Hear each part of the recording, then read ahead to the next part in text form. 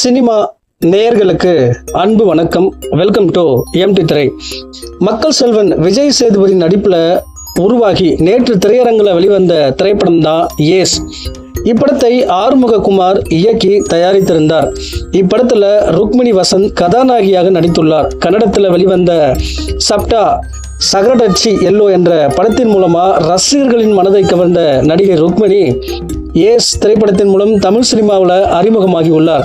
மேலும் யோகி பாபு, பப்ளு, கேஜிஎஃப், அவினாஷ், திவ்யா பிள்ளை ஆகியோர் முக்கிய கதாபாத்திரங்களில் நடித்துள்ளனர். கலவையான விமர்சனங்கள் கிடைத்துள்ள நிலையில் இப்படத்திற்கு ரசிகர்கள் மத்தியில் ஓரளவு நல்ல வரவேற்பு கிடைத்துள்ளது. இந்த நிலையில ஏஸ் திரைப்படம் முதல் நாள் செய்துள்ள வசூல் குறித்து தகவல் வெளியாகியுள்ளது.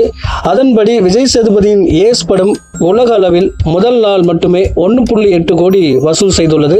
வருகிற நாட்கள் இந்த படம் எவ்வளவு வசூல் பண்ணுது அப்படிங்கிற மாதிரி பொறுத்திருந்து பார்க்கலாம். அடுத்த வீடியோவில் சந்திக்கிறேன். நன்றி, வணக்கம்.